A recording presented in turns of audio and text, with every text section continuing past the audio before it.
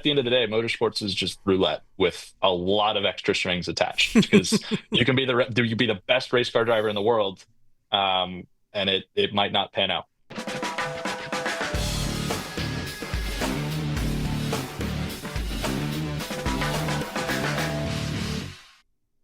Welcome to this episode of Inside Sim Racing. I'm Brian Bielanski, and this is going to be a fun show. We have with us one of the up-and-coming stars of the IMSA sports car racing world, and then some.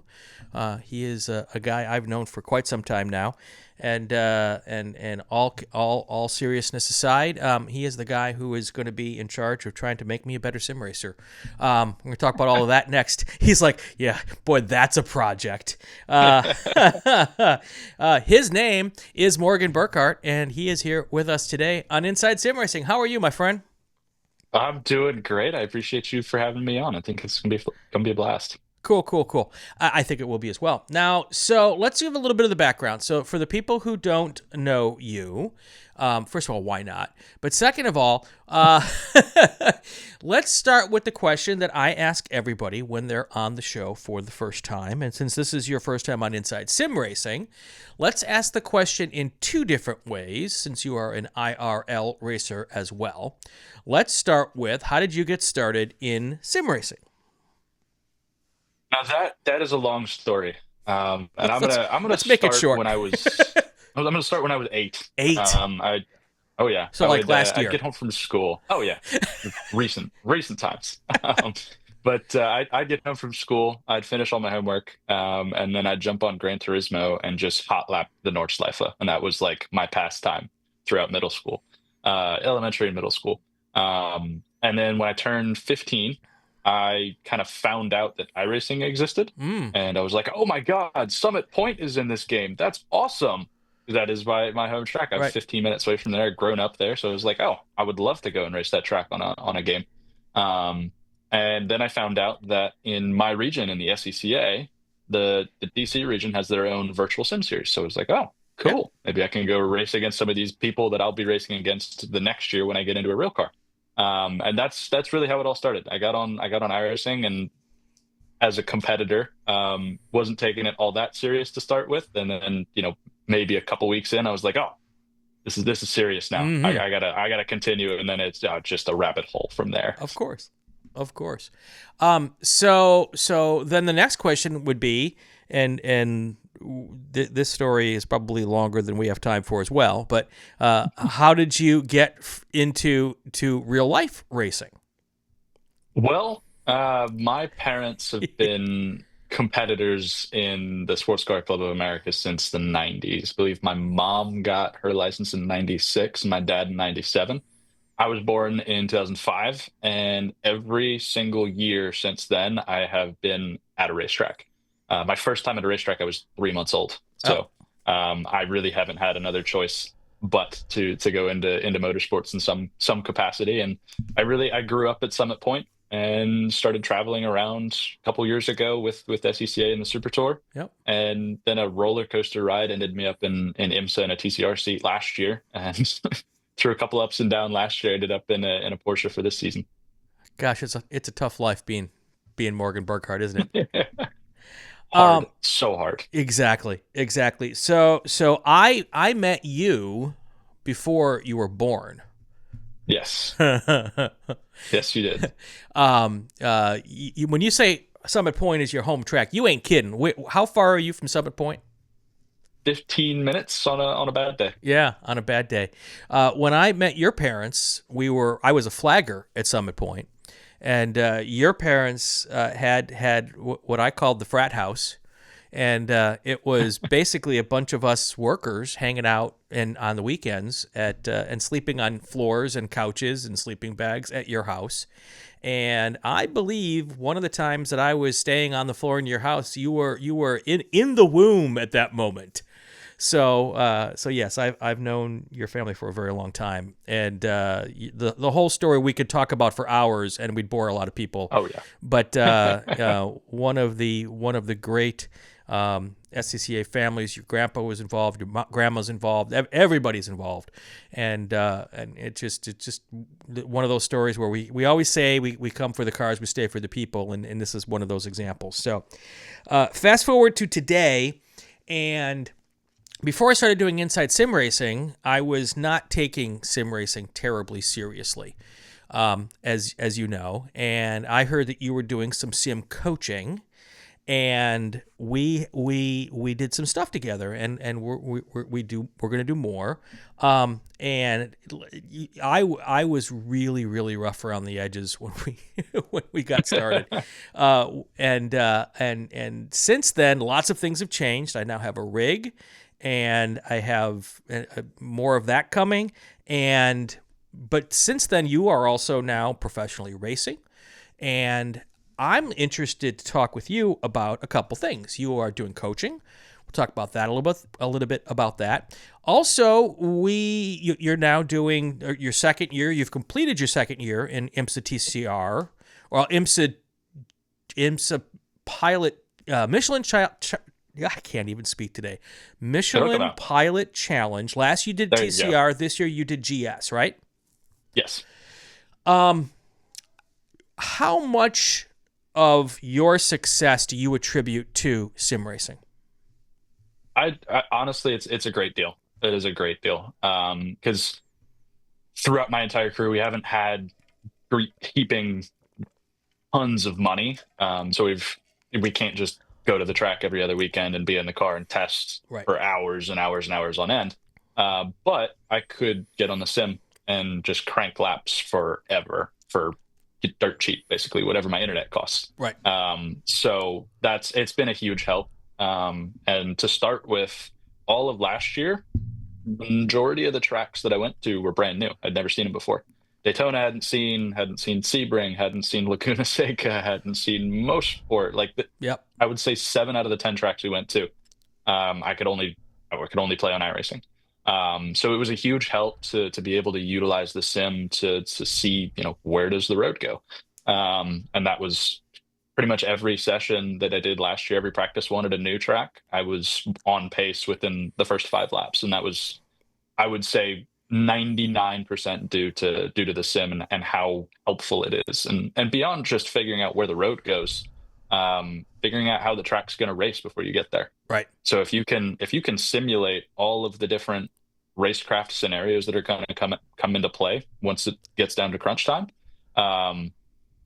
you'll be a leg up on all your competitors. If they're doing it for the first time and they're going to try something without data, and you've simulated it over and over and over again to figure out what the right answer is in that situation, you're going to win every time.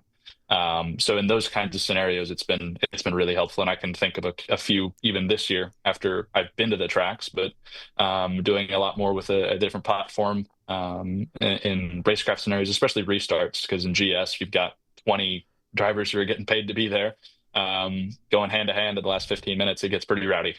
So being able to simulate that on the simulator is invaluable.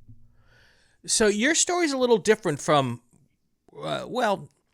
we've seen people who have just been sim racers and then got the chance to go real life racing, and then we've got longtime race car drivers who have found sim racing to help them, either hone their skills or stay on top of stuff. Some of them came kicking and punching their way, trying not to do a sim racing, but they did it anyway, and they have found value in it. Yours is kind of an interesting story because, being the family that you're in, you were probably going racing regardless of whether the sim was there. But you're certainly taking advantage of that tool, and while you would have had the chance to go do SCCA racing, amateur stuff, the jump to pro racing certainly enhanced by the sim racing opportunities and the learning from that. Yes, definitely, and I'm glad you brought that up, because had I not had been so serious about the sim racing platform, I probably wouldn't have gone pro racing. So throughout 2023, we were racing the Spec Racer Ford. It was my first season in national competition, and Jackson Gardner, who is now my agent, is a wonderful human being. Love that man to death. I would take a bullet for him. but he found me on the sim, Hmm. and we just started getting to talking and figuring out who each other were. And fast forward a couple months, suddenly we're getting on phone calls together to go sponsorship hunting, and at the end of the year, then we're getting on calls with teams to figure out opportunities for pro racing in the following year. And it was just a big roller coaster ride that I wouldn't have had if I hadn't been on the sim. So that was there's it's fun to know that there are people from the real world with eyes in sim racing. I think that's really cool that it's such a globalized sport that is, and I would call it a sport. It's something that you can look at and it's like, oh, okay, he's really quick in the sim. Those skills are probably going to translate to the real world, and I'm glad that that is something that's being looked at as a genuine possibility. You talk with any pro driver who's coming up or has come up through the ranks, and unless they come from a family with a very big name with a lot of money in a savings account, they all had to network to go racing. And that used to involve, and it still does, going to the racetrack and carrying your helmet and your suitcase with you and I'm here, I'm here, I'm here, or shake your hand, shake your hand. Here's my card, here's my card. You did this through sim racing. I mean, Yep, that is an interesting networking tool. I love that. it is. It is, and there's like throughout even just the SECA versions of sim racing with Ray Esports, with the Full Send Sim series, with all of these different regional series that are all inspired by the SECA Esports days during COVID. Um, you're going to race against people that you would see in the real world. And what I always tell new and upcoming drivers is let's go spec racing. Let's go racing in the SECA because it is such a wealth of network opportunities within the paddock Yep. because all of these people, a lot of them are ex Speed Vision touring car drivers, ex IMSA drivers, ex Firehawk drivers, ex whatever. They're all professionals in their own right, or they've owned their own company and they're coming back to play with cars, have fun with cars. So it's a wealth of opportunities within that paddock, and a lot of them are jumping on the esports bandwagon, and you're going to race against them, which opens the door to be able to have a conversation with them. So, could be an agent, could be a possible sponsor, could just be a good guy that you can go and share a drink with at the track. So, having another opportunity like that for people who might not be able to go out and afford to go racing in the real world, jump on the simulator and then hop in a Discord call later and just chat for a while and get those relationships done. I think that's really, really cool. Especially with how difficult motorsport is. I think it's awesome to think that there's more and more opportunities showing up. You know, because of my ability to have conversations with people like you on this show and then on my other show, the fact that I'm at the racetrack way too many weekends a year in person talking to people, I get a chance to learn from your experiences, from the other people. I also have connections with those people. So people come up to me and say, hey, you know, I want to go pro racing. How do I do it? Well, that's not a 10-minute conversation.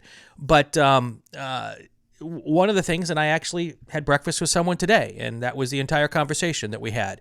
And I emphasized over and over and over again how important sim racing is.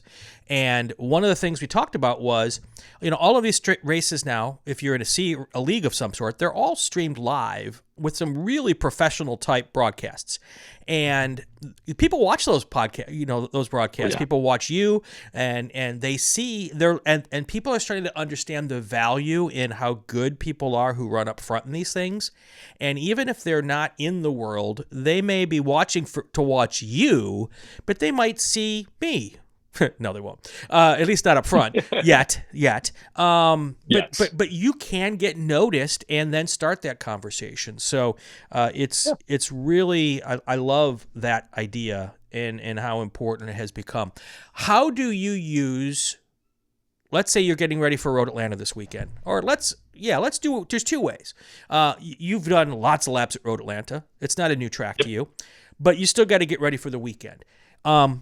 Do you spend as much time in the sim before a race weekend on a track that you know as you do on a track that you've never been to before? I would spend so good question. Good question. Because it's my answer is not what you think it would be. My answer, I'm going to spend the same amount of time for both tracks. My time is going to be allocated for a track that I don't know, is going to be allocated on experimenting, figuring out how the track works, how the different cars like to be driven around it. And honestly, a trick that I've learned for tracks that I don't know, tracks that I do know, the last thing I do before I leave is I drive it in something that's twice as fast as what I'm about to go drive it in the real world. Interesting. Um, yes, because your brain gets so used to how the pace of the corners and how quickly things come up in the car that you're going to be driving in, that it's not bad when you do show up to the real track. You're used to that. But if you kind of blitz your senses and get into something that's way faster, everything's going to happen a lot quicker. So by the time you do get to the real world, it's going to feel slow. Hmm. And you're not going to have more time to think about it, but you get the sensation that you've got more time to react to things. Yeah. And I've found that that's a big help, especially because the sims are really, really close, but they're not quite one-to-one replicas yet. So for those couple different things like Road Atlanta, for instance, there's a big pavement patch on the entrance of turn 12 that'll catch you out if you're trying to drive it like the simulator. And if you have the extra mental capacity to be able to think about things critically while they're happening, makes a big difference. So most of my time going to a track that I don't know is going to be spent trying to figure out where it goes, Right. experimenting with different lines, that sort of thing. And if I do know the track, I'm going to spend most of it on racecraft. So I'll get a couple of people together and then just do restart. We'll do like 3 or 4 laps and then do another restart, 3 or 4 laps, do a restart. And then once you get a good handle on how the restarts are going to work and the ebb and flow of traffic, we'll do racecraft scenarios. So some of my favorite, especially in the pilot challenge with how the races sometimes flow. It comes down to fuel saving crunch time in the last 5 or 10 minutes when the car out front is trying to fuel save hard to save an extra lap of fuel, and the cars behind are flat out trying to get around them. So staging races like that so that you can practice fuel saving while defending, fuel saving while attacking, those sorts of things has been really helpful, and that's what I do for tracks that I have been to before. If you need someone to simulate a slower TCR car, I'm your slower driver simulator uh, for those There you go. for those sessions. Yeah, someone who else we had on the show, DJ Alessandro, who does a lot of coaching as well. Yeah. He mentioned that to not even drive the car you drive, to drive 5 or 6 different cars and only drive them for 3 or 4 laps apiece, because as you said, it's not one for one. So you learn how each car drives quickly in 2 or 3 laps, and then you move on to the next one and learn how that one does that track quickly in 2 or 3 laps. And that's a good way to train your brain, because when you get into the car at the real racetrack, you're still kind of learning it brand new because it's a new car and on a new track. So what you're saying kind of tracks with that. I love that.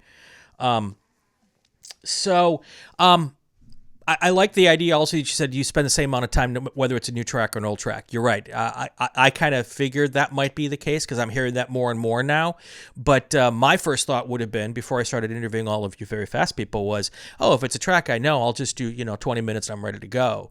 And the fact that you're doing the same amount of time, maybe using that time differently because you know the track. Do you also remember back to when you were on a track the last time and say, I never got this corner right. Let's spend some time on that one too? A couple times. I know definitely one for me has been the carousel at Road America. The first couple times that I went there, I could never really figure out how to get that right. But that one was difficult because the first time that I went there was the Cat National and a spec racer in 2024. And that was right after, I want to say, SRO weekend. So there was a lot of rubber buildup, and it was just weird. Right. For lack of a better term, it was just odd. And I did a lot of practice between that race and IMSA Road America, and it did make a difference. Although IMSA Road America was a completely different track state, and showed up in practice one, and what I wanted to try was, oh, okay, this is not at all right. What I was doing before is not at all right. It's this completely different line that does work. So Right. sometimes you'll get things like that, but I personally haven't had that struggle. However, I have people that I've coached with.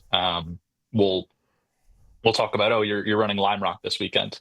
What sections of the track are you struggling with the most? And then we'll spend a majority of our time trying to figure out why Right. you're struggling with that corner. So I have seen that, especially in a lot of my clients.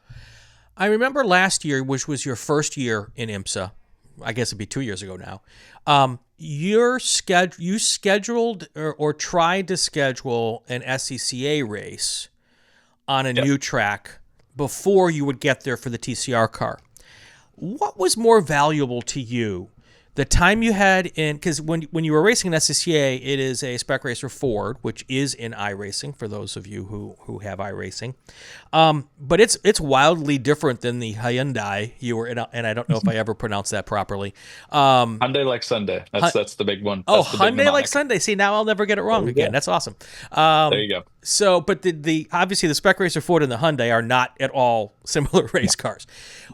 What was more valuable, going to an actual track and racing it the week on a weekend with the Spec Racer Ford, or the time you spent in something similar to a Hyundai in iRacing at the same racetrack, or any of the platforms in the same racetrack on the sim? It depends on the track. Okay. Depends on the track. So Daytona, well, I don't know what I'm saying. Sebring, that track is it's a devil in the real world. It's so bumpy and there's so many different ruts and sealant patches and different types of pavement that the sim gets most of the point across, but not quite all of it. So for a track like that where it's really nuanced and there's a bunch of different pavement types and pavement changes and quirks in the track itself, I find that the real world was much more beneficial for that. But when you go to a track that's like a billiard table, like Watkins Glen, the sim is pretty helpful because you learn a lot in the real world, but a lot of it's not applicable because Spec Racer Ford versus TCR. And at a track like Watkins Glen, our laps in the TCR car are 10 seconds a lap faster. So the sense of speed Right. is a lot different. And that car had a lot of downforce, where a track like Watkins Glen, every corner's fast. So we're going to be peak downforce in all of the different corners. So, and a quick note about that, the TCR pole time in 2024 was 4/10 off the GT4 pole time at Watkins Wow. Glen. So that's just a note about how much downforce those cars Yeah. produce and how powerful it is, which is not something you get in the Spec Racer. Let's talk about coaching for a minute. You're doing a lot of that. You've got a cool system that you've put together. How much do you change when you're coaching someone on a sim versus when you're coaching someone on a racetrack? You can do a lot more with people in the sim than you can in the real world. So my real world, it looks like driver goes out on track, does what they can. We come back. The first session, they go out and they just give it their all, give it their best. We come back, we look at the video, we might look at some data, we'll talk about it for half an hour to an hour, and then he'll go back out and try and apply it. On the sim, it's a lot different. So I can spectate what you're doing live Mm-hmm. and give you live feedback while you're going through the corner. And I find that the development rate in the sim is a lot quicker than it is in the real world, because the real world, you don't have the opportunity to do a lot of different things. So in the sim, I'll do some lead follow, we'll do some trailing, I'll give a lot of live feedback. And that I find really, really helps. So it's a completely different psychology of coaching in the two different spheres. Um, the cool part about the sim is, and you talked about it a little bit earlier, is that you can game scenarios. There's two types of people who need sim coaching. There's the people who just need to figure out how to drive a car fast, and that's one thing, and that's really important. I'm in that category. But then once you do get to the point where you can run a lap time within a couple tenths of the really fast people or whatever, it becomes more of all the different stuff that happens during a race. People in your mirrors, changing track conditions, restarts, all this kind of stuff. You could never simulate that, even in a test session. If you were in 3 or 4 cars or in a test session on a regular racetrack, it's really hard to simulate that as well as you can do it in the sim. And that's really interesting that you can do that. When you get the people together to do that, is it other pro drivers? Is it buddies? Can you get the same out of it when you just got some buddies working with you? I mean, a lot of your Well, I buddies are will pretty say damn fast. When we just get buddies together, it usually doesn't end well. We have to turn damage off for those. But we try and get a group of pro guys together, which also happens to be a different kind of buddy for me. Right. So we'll try and get. I try not to race against people I'm going to race against in the real world. You don't want to give all your tricks away before you Sure. get there. So I honestly, a lot of the MX5 Cup guys, GR Cup guys, will get together and we'll get 5, 10 of us together. And recently, especially, I've been using a lot of the sim racing pros. So Michael Janney, for one, who's racing IMSA Esports at Road Atlanta.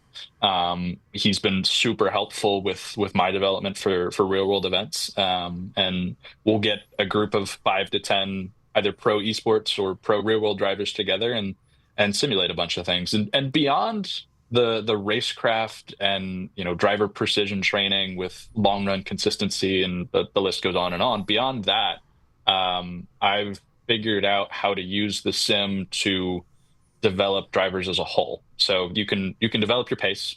That's number one every time. You can develop your consistency, racecraft, but developing how do you build a setup? How do you communicate with an engineer? All of these other things that you might not think about, you can use with the sim. So um, I've worked with a lot of drivers for the Racing Prodigy series one-on-one, figuring out how to develop a setup. So we'll put them on a track. I'll give you a baseline setup. Okay, come off the track, do 5 laps, come off the track. Tell me, tell me how the car feels. I'm going to be your engineer, Mm. and I want you to communicate with me. Tell me how the car feels. And then I'll give them a dry run, and they'll give me back their feedback, and then I'll say, okay, now you need to change this, this, and this. I need to know X, Y, and Z for you to for me to get a real baseline to be able to make a change to the car. And then we'll go through that. Next step is I will make a blind change. I'll change the rear roll bar, soften up the rear roll bar. Have you go up for 5 laps. Okay, now tell me how the car's different. And then I want you to make an informed guess on what you think I changed. And that has been super helpful for people trying to develop setups and communicate with engineers, because it's hard. It's really hard. You have to communicate a language that drivers have, where it's a lot of kind of unknown for newcomers to the sport. There's so many different variables going on, that figuring out what to communicate when is really important. And it's really beneficial to be able to practice that in the sim before you're talking to an engineer who's taking notes and testing you. So that's another aspect that we're starting to use the sim for, which I really didn't think possible a year and a half ago, and then started doing it and was like, oh, wow, this makes a really big difference. So What an amazing concept, because well, a couple things. Because you're in the real world, you're dealing with engineers all the time. I'm not. So if I were the up and coming driver, when you get your first shot at IMSA or whatever series it is, and a lot of times you're spending your own money to get there, and you're trying to impress. You get one shot often, yep. and you can literally end your career professionally in one race weekend, maybe even Yep. in one session. Yep. So if I can sit down with you and game out what a race weekend feels like on the sim, so when I'm walking in, it's like I've done this 100 times. It's like I'm not the new rookie kid or person. That's going to enhance your ability to take your one shot and turn it into a second shot or a third shot. I never even thought about that. Yeah, no, it's wild because I mean, with how cutthroat motorsports is, like you said, you show up to, first MX5 Cup race at Daytona, and you have the one chance. And if it goes wrong, there's somebody else going to fill your shoes. So, being able to simulate every aspect of the race weekend, from on-track action, racecraft, engineering sessions, interviews, being able to simulate all of that before you get there so that you walk in like a veteran, it opens a lot of people's eyes, Yeah. and you get treated a lot more seriously. So and that's another thing we started working on with is just interviews. So we'll do a session in one of those racecraft sessions, and then afterwards, I'll talk with the student, and I basically will be in your shoes right now, Yeah. and start quizzing him and asking questions, and then we'll really analyze. Okay, here's what you said. Here's what I think you mean. here's why you shouldn't ever say that. Yeah, no, absolutely. And that's one of the reasons why I've had, since the start of my other show, I've always had young and up and coming drivers on the show, because the media experience is so important. You could be the best race car driver in the world, and if you're an a-hole or you say something Oh yeah. wrong, you know what's wrong with the car, but if you tell the world that your car's junk, that's not going to get Problem. your owner to want you back, even if your car is junk. The Yep. whole world knows your car's junk. They've watched the race. Yeah, You don't have to tell exactly. them that. You need to find a way to be honest, but also say it in a way that doesn't tick people off. So Yeah. that is so cool. And I would also think that as an owner, let's say you did get your one shot. Maybe you didn't finish in the top 10. Maybe it was a little bit of a rough day, but if you did all the other stuff well, if you talked with the engineers well, if you were giving that good feedback, if you didn't complain about the car to the television people, if you were good to the crew, if all that kind of stuff, that might get you a second shot, even if you didn't have the best result on the racetrack. Exactly. Exactly. If you can maximize every single aspect, the more you can do, the better your chances are. And that's it's funny I said those words. Because all of all of what we do in motorsport is basic probability. And if you can just stack the deck in your favor by doing picking another box, your probability just keeps going up and up and up and up. Because I mean, at the end of the day, motorsports is just roulette with a lot of extra strings attached. Because you can be the best race car driver in the world, and it might not pan out. So that's really what we're trying to do. And throughout this process, I should probably write all this down. That's probably a good idea. So I ended up developing a 14 module, 130 lesson curriculum, something like that, Right. with all of the different things that we do. And that's been really helpful for people as kind of like a cheat sheet handbook, Yeah. or for people to just look over that and be like, oh, I'm struggling with trail braking. Let me go to the trail braking module and see a video on how to do it with the brief explanation. And that's been really, really helpful for people. And something that I really nerded out about was describing how to do racecraft, Mm-hmm. because it's a voodoo art. It really is. No. And you don't really ever learn how to do racecraft. You just kind of do it. And Yeah. it's a trial by fire thing. So being able to quantify how to improve racecraft skills and how to do your decision making was something that I really, really enjoyed throughout this process. And through the whole coaching people on the sim process and developing all of these different strategies, I became a lot better race car driver. Yeah. I used to say things like what we just talked about, the simulating a race weekend and being, talking. I used to think that stuff you can't teach. But I guess you You can. can. That's I don't want to use the word groundbreaking, but that is, I mean, that is an opportunity that racers 20 years ago didn't have the opportunity to do that. So, well, we're gonna have to dig into that a whole lot more.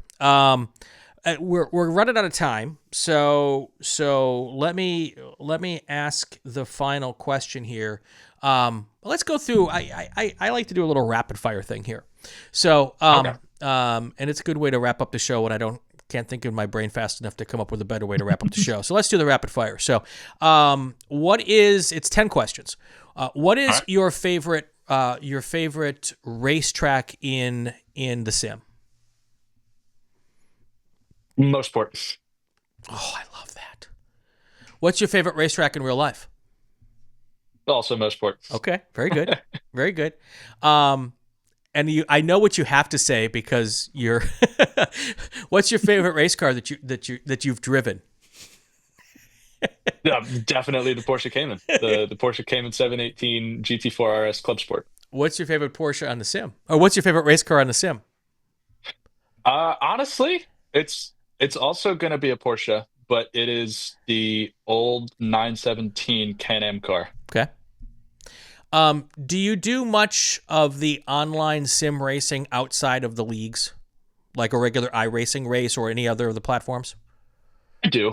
I do a little bit of the official series. I got my iRating up to 7,300, and I was really proud about that. And I just like having the number, and I'm terrified to do another race. So Oh, you got to keep going. So what is your favorite series that you do doing that? I, oh, it depends. I really like the IMSA iRacing series with the combined multi-class GTP, Uh-huh. LMP2, GTD. Depending on how I'm feeling, if I'm feeling brave, I'll go and do GTP, but usually I just do the GTD cars. Cool. Cool. Um, what's your one bucket list? I could stop my career tomorrow if I did this race. Le Mans, for sure. And what is your bucket list car for that for any kind of Oh, racing? GTP, for sure. The top level prototype. Okay. And then the last question I like to ask is any car in the history of motorsports that you could get a chance to drive. There's so many good answers I to that. know. I know there are. There's so many good And there's really answers. no wrong answer. So, No, no, there's not. There's not. And I think there's two. okay, that's fine. One of them is the 917 because I grew up watching the movie Le Mans with Steve McQueen, and Mhm. that is just like it's a poster child car for me. Yep. I love that car. Um, I'd have to say the other one is probably a Lotus 49.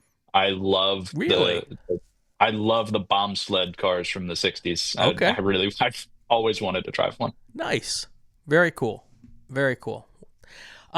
This is the time of the show where you get a chance to thank the folks who help you do what you do, and the floor is yours.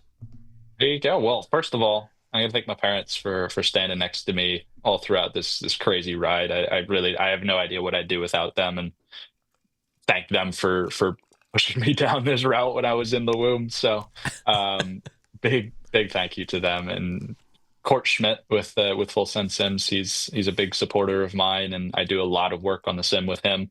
We have a couple of cool projects that we're working on, so stay tuned for next season. And I honestly, I gotta thank you. I gotta thank you for having me on the show. It's been a lot of fun. It's always a good time to have a chat. Yeah. First time I had you on the other show, and you ran through the list of people perfectly, and the whole thing, and I said, "Don't forget to thank mom and dad." So this time, There you go. you started with mom and dad. I love it. You got it done. You got it done. Let me take a second here and thank my folks. Don't go away. Of course, Full Send Sims, my partner as well, and they do some great stuff. They've got some cool new things coming out, and we'll be talking about that down the road. So check them out. They also have a cool sim racing league as well, and that is a lot of fun stuff. And of course, we've got Sim Motion. They are the folks who are behind Inside Sim Racing, the YouTube channel as well. So if you need stuff for your Sims, they've got a bunch of different brands. I don't have them all memorized, but most of the brands, the popular brands, they sell that stuff, and you can check them out as well. There is an affiliate link in the show notes. And in that affiliate link, just for full disclosure, the prices are the same whether you use my link or not. I do get a tiny commission if you do click the link. So we appreciate you helping us out and going and helping us out in that regard. If you're interested in becoming a sponsor of Inside Sim Racing Podcast, certainly give me a call or hit me up on the email. The email is, of course, guess where? In the show notes. Check us out for that as well. Morgan, thank you so much. Good show, as always is the case. Last question, I guess, before you go. What is your pro plans for next year? We didn't talk about that. Well, we're going to be back with CSM in the Michelin Pilot Challenge in GT4, which I'm really excited about. We had a lot of momentum towards the end of this season, so I'm really looking forward to carrying that into next year and starting off strong. I think we're going for a championship next year, and I think it's definitely on the table and definitely doable. So I'm really excited to got what 80 days now, 75 days, something like that. No time until Daytona, so Mm-hmm. can't wait. And we've got a couple other things brewing. Eyes starting to get set on the WeatherTech Championship for next year. Maybe some testing programs, but we've got a couple other things in the cooker, just not quite ready yet. Cool. Cool. All right, that is going to do it for this episode of Inside Sim Racing. New episodes most weeks. Always like to have a good one every week if we can. So we do the best we can with that. But check us out. Also, tons of other awesome sim racing content on Inside Sim Racing. Lots of product reviews and technique stuff that they've talked about. Really good folks. They've put together some really, really fun stuff since the channel has come back. I hope you check it out and enjoy it. And of course, share this podcast with everybody out there and give us a shout out and put it on your social medias and all that other fun stuff. I'm Brian Bielanski. This is the latest episode of Inside Sim Racing. Have yourself a great week and go drive your sim.